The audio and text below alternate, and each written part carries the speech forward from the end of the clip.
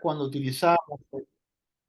utilizábamos el NIRS o la saturación yugular, que era lo único que todavía no estaba desarrollada la presión tisular de oxígeno, pero habíamos propuesto allá por el 2013, ¿sí?, este algoritmo de manejo con también las limitaciones que tenían cada uno de sus métodos, pero cómo íbamos corrigiendo las diferentes alteraciones siguiendo siempre la ruta del oxígeno. En el 2022 publiqué en Current Opinion de cómo debe tratarse el trauma de cráneo cuando uno no tiene los recursos limitados y donde ahí, en diferentes pasos, siguiendo, ¿no?, chequeando, como comienza ahí al principio la ruta del oxígeno, uno puede ir viendo los diferentes variables, ¿sí? Y de acuerdo a eso, corregir, detectar el tipo de hipoxia e ir corrigiéndola. Pero siempre sin ningún tipo de monitoreo, más que la clínica, más que el monitor de cabecera, más que el estetoscopio, más que tiempo que uno tiene que pasarse al lado del enfermo. Esto mismo desencadena en el en el protocolo actual, ¿sí?, donde ustedes ven que chequeando la ruta del oxígeno y comenzando desde la atmósfera hasta la mitocondria, uno chequea inicialmente si la oxigenación es adecuada. Si no es adecuada, habla de hipoxia hipoxémica y de ahí toma las medidas necesarias para corregir la hipoxemia. Si está adecuada, chequea el CO2. De acuerdo a eso, uno ve si la curva está desviada a la izquierda o no, de disociación del oxígeno y la hemoglobina, y al mismo tiempo la posibilidad de que pueda haber vasoconstricción a nivel cerebral. De acuerdo a eso, sigue con la cantidad de hemoglobina, los distintos tipos de hipoxia, de flujo sanguíneo cerebral, detectando la presión de perfusión, analizando la PIC, la presión de perfusión, etcétera, etcétera. Lo pueden leer tranquilamente en la publicación que está señalada al pie de la diapositiva. Pero todo esto, ¿sí?, dijimos nosotros, ¿cómo hacemos para que todos ustedes al pie de cama tengan una guía para recordar todas aquellas variables que son indispensables para mantener adecuada oxigenación? Si bien el paper original no era de Mantle, sino era de Oxygen, fue sufriendo diferentes cambios a pedido de los revisores el lugar donde se publicó, hasta que llegamos a, digamos, consensuar de que el oxígeno era fundamental para mantener ese metabolismo y que tenía que haber una manta protectora fisiológica a su alrededor para adecuar, ¿sí?, no solo su transporte, sino que la célula lo captara y lo, digamos, utilizara de la manera que corresponde. Entonces, The Mantle es un acrónimo donde ustedes ven que la T significa temperatura, entonces es ideal para mantener adecuado transporte y utilización de oxígeno, evitar la fiebre, evitar la hipotermia. Ya dimos las razones de por qué. Mantener un nivel adecuado del transportador, que es la H, la hemoglobina. La temperatura, ustedes saben, porque ya modifica la posición de la curva de saturación del oxígeno y de la hemoglobina. Su transportador principal tiene que estar en cantidad y calidad adecuada. Y digo calidad adecuada, y acá me detengo un poquito, porque la transfusión de sangre de banco, usted sabe, cuanto más vieja la sangre, más almacenamiento tiene, menos 2,3-difosfolisirato tiene. Cuanto menos 2,3-difosfolisirato tiene, menos posibilidad de que la curva se pueda desviar a la derecha y ceder el oxígeno fácilmente. De manera tal que no es una buena opción transfundir con sangre vieja almacenada, sobre todo de más de 2 semanas. La E significa de que yo debo mantener un ambiente lo suficientemente bueno como para que la curva esté lo más normal posible. Cuando hablo de curva, hablo de la curva de disociación oxígeno-hemoglobina. Y para eso, ¿qué tengo que tener? Buen pH, buena presión de oxígeno al 50%, es una P50. ¿Y por qué está agregado el sodio así como electrolito? Porque el sodio es fundamental el evitar la hiponatremia para que no haya edema cerebral, o sea, hipoxia por difusión. De manera que eso es importante, no solo para tratar la hipertensión endocraniana, sino para disminuir la posibilidad de edema. La M significa metabolismo. que eso significa básicamente mantener las variables que mantienen el metabolismo. La presión de perfusión cerebral en torno a 60-70 milímetros de mercurio, y si tengo la posibilidad de monitorizar la oxigenación global por encima del 55 la saturación venosa o por encima de 18-20 la presión tisular de oxígeno. La A, que significa siempre mantener buena presión arterial. Ustedes saben que la hipotensión es absolutamente deleteria. La hipotensión arterial mata, la hipotensión arterial duplica o triplica la posibilidad de malos resultados. Buen aporte de su otro sustrato, de la glicemia, mantener glicemia dentro de los valores considerados normales para un cerebro injuriado con alta afinidad. Recuerden ustedes de que los estudios de Vespa decían de que la glucemia cuando está por debajo de los 110 miligramos por decilitro ya puede desencadenar lo que se llaman crisis metabólicas, no isquémicas, sino crisis metabólicas, sufrimiento neuronal, porque el sustrato no es aportado en relación a las demandas que tiene un cerebro injuriado. El oxígeno, mantener el oxígeno disuelto en un target adecuado, para lo cual necesito ventilarlo bien sin provocar daño, eso es ventilación protectiva, y controlar la hipertensión endocraniana, ¿sí?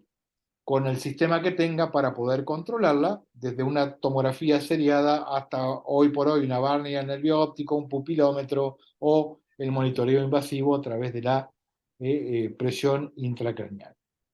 Eso es de Mantel, que es nada más ni nada menos que un acrónimo fisiológico que le ayuda a ustedes a mantener en mente todas aquellas variables que hay que tener en cuenta y que hay que normalizar para evitar hipoxia tisular cerebral, siguiendo un razonamiento exclusivamente fisiológico a través de la ruta del oxígeno. En conclusión, ¿y cuáles son los puntos claves? Primero, la hipoxia tisular cerebral es prevalente. 50% de los individuos van a desarrollar hipoxia tisular cerebral. La hipoxia es un predictor independiente de mal resultado, sin ningún tipo de duda, de manera tal que tengo que evitar la hipoxia tisular cerebral. No conocemos cuál es el umbral a partir del cual comienza el daño. Nosotros decimos hay que mantenerla por encima de 20 y por debajo de 20 hablamos de hipoxia. Ahora, ¿es lo mismo tener 5, 7, 10 o 12? No lo sabemos. El comportamiento o trayectoria de la misma, así como sabemos que distintos tipos lesionales de trauma de cráneo van a originar una trayectoria diferente en el comportamiento de la presión intracraneana, no lo sabemos en referencia a la hipoxia tisular cerebral. Y la dosis, ¿qué es la dosis? La dosis es cuán profunda y durante cuánto tiempo se mantiene la hipoxia tisular cerebral, tampoco la conocemos, y son conceptos nuevos que en realidad son aplicados a la presión intracraniana, pero que se puede extrapolar tranquilamente a la hipoxia tisular cerebral. El monitoreo es infrecuente, como vimos, en el primer mundo y en nuestra realidad. Y cada uno de los monitores disponibles tiene sus limitaciones, que hay que conocerlas perfectamente para la hora de interpretar cada uno de los monitoreos. Pero lo importante del mensaje es que uno puede evitar notablemente la carga, la incidencia, teniendo en cuenta el razonamiento fisiológico a través de la ruta del oxígeno. Las causas, como vimos, obedecen en más de un 90% a situaciones fisiológicas que suceden todos los días en la unidad de terapia intensiva. Por ende, ¿sí?, la ruta del oxígeno es fundamental. Y como vimos, hoy por hoy no hay suficiente evidencia concluyente que diga que manejar los pacientes con sistemas de monitoreo avanzado mejora el resultado final de los síntomas. Espero que haya sido útil, que no se hayan aburrido y que puedan sacar cuestiones importantes de este aspecto tan trascendental como la hipoxia tisular de oxígeno. Así que muchas gracias por su atención y quedo abierto a cualquier tipo de pregunta que pueda haber en el auditorio.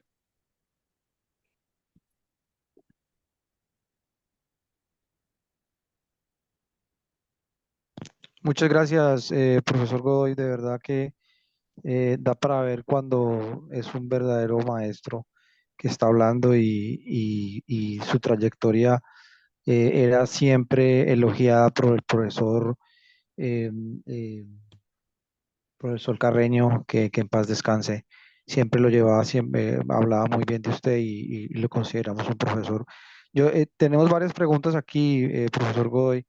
Eh, Habló sobre la ruta del oxígeno y eh, hay varios puntos que me llamaron la atención porque pues de nuevo todo esto tiene muchas cosas de mucha controversia y yo quisiera preguntar sobre el nivel de hemoglobina que usted maneja.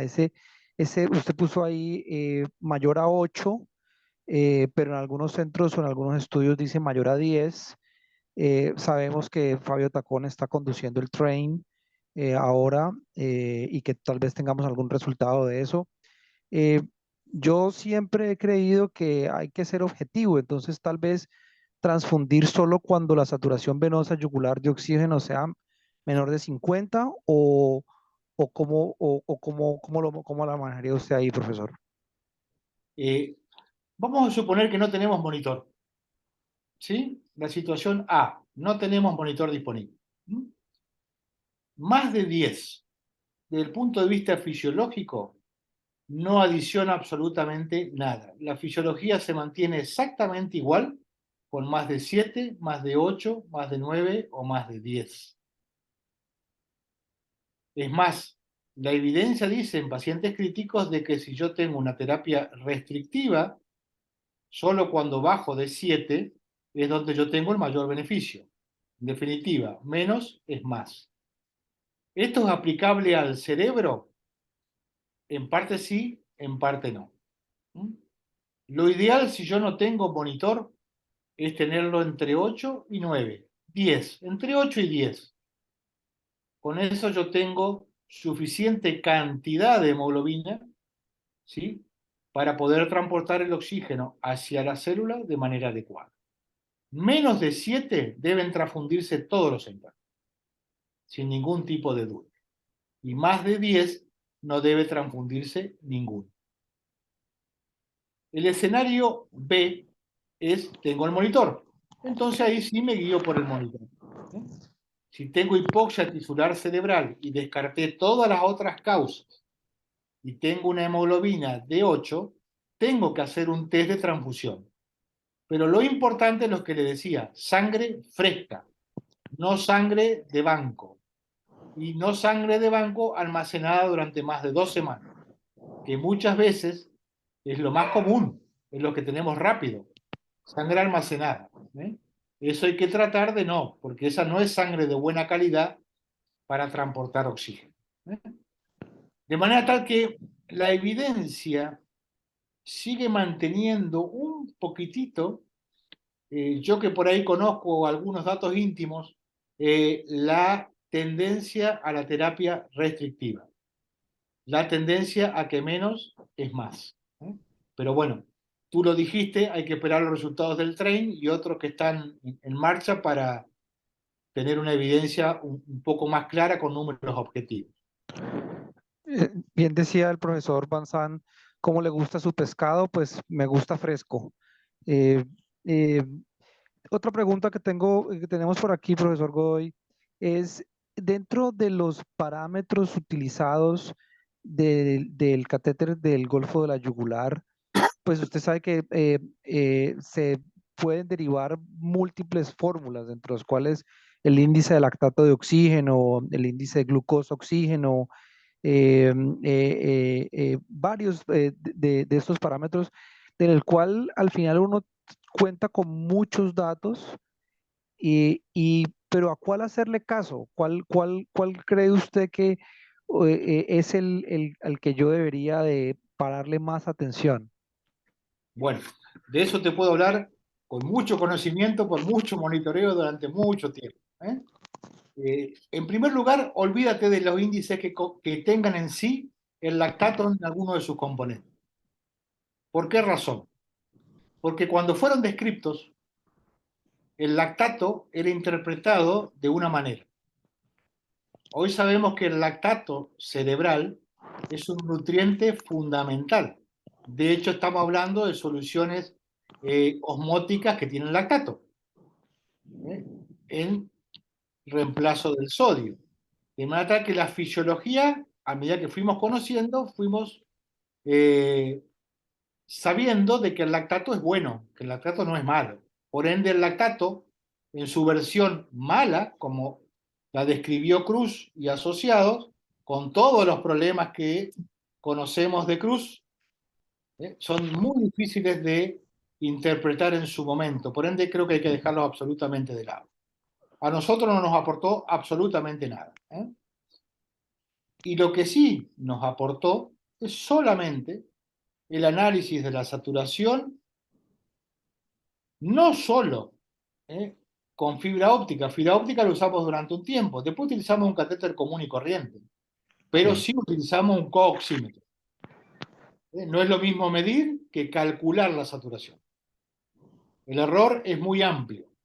De manera tal que si yo voy a monitorizar y voy a medir o voy a calcular la saturación,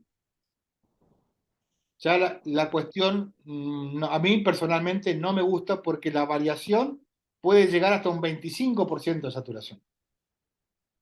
Ahora, si tengo un cooxímetro, estoy hablando de otra manera. Y a nosotros, lo que más experiencia nos dio, no nos dio ningún índice es mejor que otro. Todos los índices son trabajosos. Ahora, simplemente yo siempre soy de lo menos a lo más sencillo a lo más complejo. Y dentro de lo que a nosotros nos dio utilidad es solo el análisis de la saturación en sí o de la diferencia arteriovenosa.